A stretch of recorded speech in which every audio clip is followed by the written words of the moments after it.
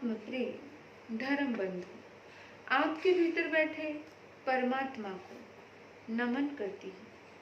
प्रिय आत्मा, एक प्रश्न हमेशा इंसान के दिल में उठता रहता है, बहुत सारे लोगों के मन में उठता है कि धनवान बड़ा होता है या बुद्धिवान बड़ा होता है।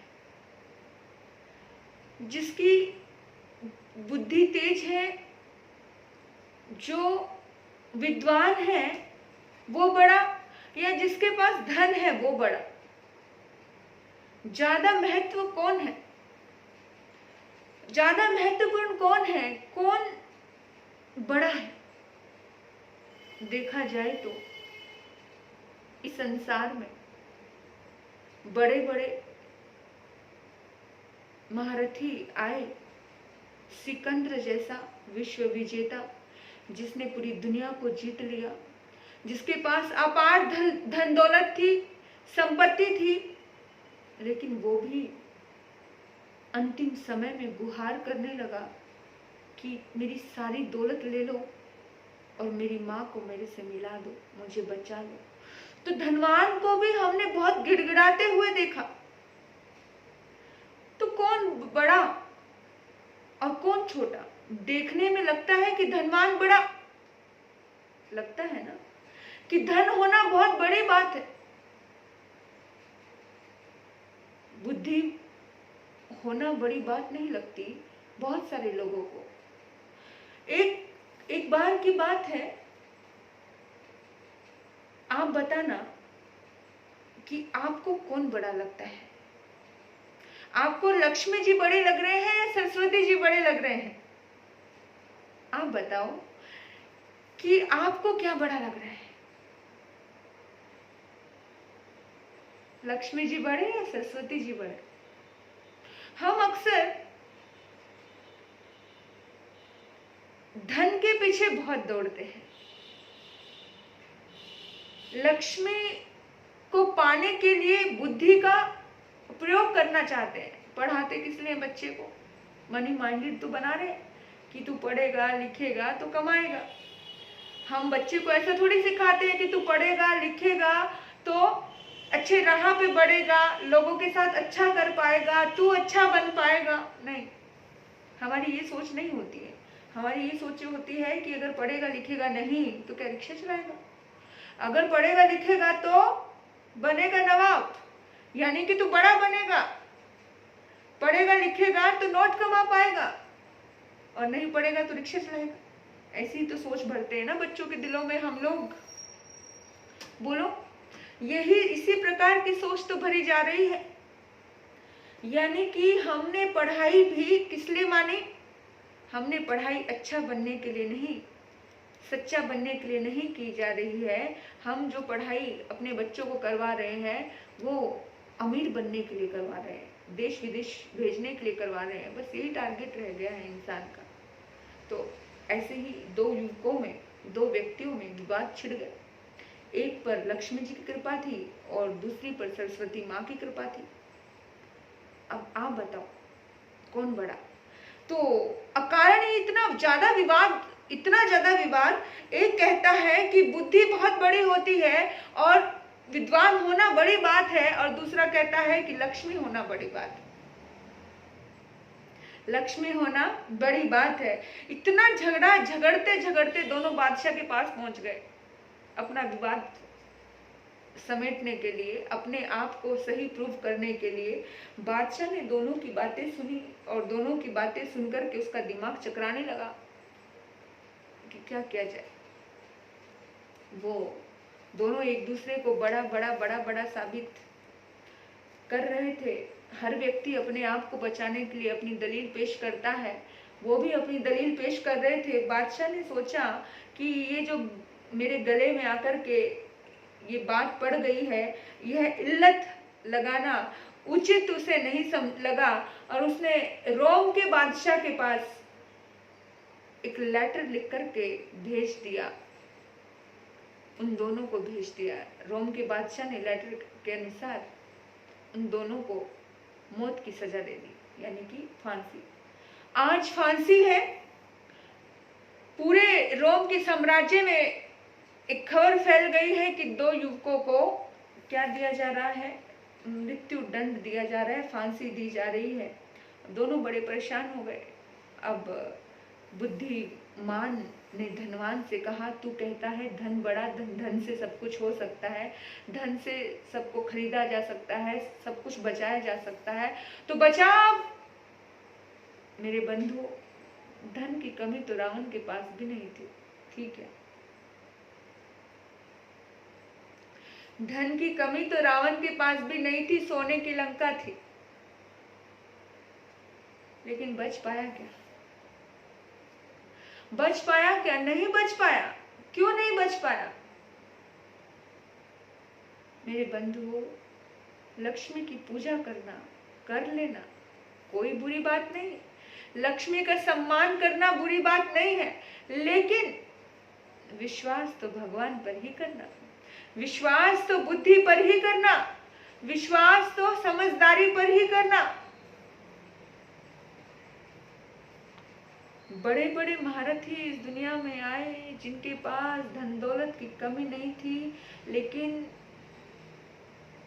बुद्धि की कहीं कमी आई, दुर्बुद्धि ने जन्म लिया, जिसके ऊपर सरस्वती की कृपा नहीं हुई, उसका नामो निशान मिट गया। और अब वो व्यक्ति, जो बुद्धिमान व्यक्ति, वो कहता है कि तू धन से सब कुछ बचा सकता है, तू बचा, अभी तो जान खतरे में है, बचा। उसने बहुत कोशिश की रिश्वतें देने की, ये करने की, वो करने की, लेकिन उसके कोई काम नहीं आई वो दौलत। अब वो हार गया। उसने कहा कि भाई मेरे हाथ में कुछ नहीं है, मैं सिर्फ इतना कह सकता हूं कि मौत की अंतिम घड़ियों में कि लक्ष्मी रक्षा नहीं कर पा रही है, लक्ष्मी हमें नहीं बचा सकती, अब तू अपनी बुद्धि का प्रयोग कर, तू कुछ कर। उसने कहा ठीक है, अपने प्राणों को बचाना है, हमें यहाँ पर ऊंचा नीचा, कौन सच्चा कौन झूठा, ये नहीं देखना है। अभी हमारा सिर्फ एक ही टारगेट है कि हमें अपने आप को बचाना है। उसने कहा अच्छा सुन, जैसे ही हमें फांसी पे चढ़ाने लगे तो सिर्फ तू एक काम करना। बोला क्या? बस तू इतना करना कि तू बोलना मैं पहले जाऊंगा, मैं बोलूंगा मैं पहले जाऊंगा, बस आगे मैं संभाल लूंगा, बस इतना ही करना। बोला ठीक है। अब सैकड़ों व्यक्तियों का जमघट वहां जमा हुआ है, इतनी दुनिया वहां आ गई है, और दोनों को जब फांसी के लिए लेके जाया गया तो वो एक दूसरे से पहले दौड़ रहे हैं, मुझे पहले फांसी दो। उसके गले का फंदा उठा लगा करके हटा के कहता मुझे पहले फांसी दो, मुझे पहले फांसी दो। दोनों एक दूसरे से पहले मरना चाह रहे हैं, और मैं पहले मरूंगा, मैं पहले मरूंगा। ये नजारा देख करके तो सब लोग दांतों तले उंगलियां दबाने लगे कि कमाल है, इस तरह की मतलब मौत की चाहत तो हमने किसी के अंदर नहीं देखी। ऐसा क्या है, आखिर माजरा क्या है कि दोनों ही एक दूसरे से पहले मरना चाह रहे, वो उससे पहले, वो उससे पहले। अब बादशाह को भी ये बात समझ नहीं आई कि आखिर क्या है। तब बादशाह भी बड़े हैरान हुए, और बादशाह वहां आ गए। इतना धक्का पेल क्यों हो रहा है भाई, क्या हो गया? बोला हुजूर आप नहीं समझ पाओगे, ये तो हमारे अक्लमंद बादशाह थे। मतलब एकदम से चकरा गया उनका दिमाग, बादशाह का दिमाग। अक्ल, बादशाह, मतलब मेरे अंदर अक्ल नहीं है? बोला हुआ क्या, क्या बात? बादशाह ने अत्यधिक जोर देकर के पूछा, आग्रह किया, बताओ बताओ क्या हुआ, आखिर इस मौत के पीछे का रहस्य क्या है? उसने कहा सुनो बादशाह, हमारे नगर के जो बादशाह थे, जहां हम रहते थे, उस बादशाह को बताया गया था किसी ज्योतिषी ने कि मैं जहां मरूंगा वहां पर भयंकर रोग फैलेगा, और इसके लिए बताया गया था कि ये जहां मरेगा वहां पर अत्यधिक भूखमरी फैल जाएगी। तो मैं सोच रहा हूं कि मैं भूखमरी से बच जाऊं, इसलिए मैं जल्दी मरना चाह रहा हूं। और ये सोच रहा है कि ये रोग से बच जाए, इसलिए ये जल्दी मरना चाह रहा है। यानी कि हम एक दूसरे को सेफ रखना चाह रहे हैं। मैं अपने आप को सेफ रखना चाह रहा हूँ, वो अपने आप को सेफ रखना चाह रहा है। तो अपनी सेफ्टी के लिए हम धक्का पेल कर रहे हैं। हम कह रहे हैं मुझे पहले मरने दे, रोग से पीड़ित होकर मरने से अच्छा तो पहले मर जाना। वो सोच रहा है भूखमरी से अच्छा तो मैं पहले मर जाऊं। इतना सुनते ही बादशाह तो सन्न हो गया, परेशान हो गया। ओहो, भ्रुकुटी चढ़ गई, क्रोध आ गया। अच्छा तो ये बात थी, इसलिए यहाँ मरने के लिए भेजा। तब बुद्धिमान व्यक्ति ने कहा, सम्राट आप स्वयं अक्लमंद, इतना तो आप सोच ही सकते हो कि क्या हमारे नगर में फांसी लगाने वाला कोई नहीं था? मारने के लिए हमें इस देश में ही क्यों भेजा गया? क्या रीजन है? आप नहीं समझ? कुछ तो रीजन होगा ना। बस यही रीजन है। इस दुस्संभावना से बचने के लिए ही तो वहां के राजा ने यहाँ पर हमें मरने के लिए भेजा है। अब देर ना कीजिए हजूर, अब शीघ्र ही मरवा दीजिए। रोम के बादशाह ने उस बादशाह को बड़ा क्रोध भरा लेटर लिखा, खौफ जताया, क्रोधित हुआ और दोनों को वापस भेज दिया। और जैसे ही दोनों सही सलामत सकुशल लौट करके आए और राजा को सारी कहानी, सारी बात बता दी गई, तो बादशाह बड़ा हैरान हुआ और बड़ा खुश हुआ। सारे के सारे लोग एक ही स्वर में बोल उठे, विद्वान सर्वत्र पूजते। जो विद्वान होता है, जो बुद्धिमान होता है, वो सर्वत्र पूजा जाता है। जो याद रखना मेरे बंधुओं, आपकी विद्या कभी कोई चुरा नहीं सकता, आपका ज्ञान कभी कोई चुरा नहीं सकता, आपकी क्वालिटी कभी कोई चुरा नहीं सकता, आपके गुण कभी कोई चुरा नहीं सकता। हाँ, आपकी लक्ष्मी को चुराया जा सकता है, आपके धन दौलत को चुराया जा सकता है, लेकिन अगर आपके अंदर क्वालिटी होगी, आप फिर से वो धन दौलत के अंबार खड़े कर लोगे। लेकिन अगर आपके अंदर कोई क्वालिटी नहीं है और आपको आपके पिता करोड़ों रुपया छोड़ गए, वो करोड़ों रुपए से, खरबों रुपए से भी आप जीरो हो सकते हो, क्योंकि क्वालिटी नहीं है, क्योंकि बुद्धि नहीं है, समझदारी नहीं है, सरस्वती की कृपा नहीं है। तो मेरे बंधु, सरस्वती का सम्मान करना जानो। सरस्वती बहुत महत्वपूर्ण है। विद्वान हमेशा हर जगह पूजा जाता है। धन से बुद्धि बड़ी होती है, ये बात जानी समझी और हम भी जाने और हम भी समझे।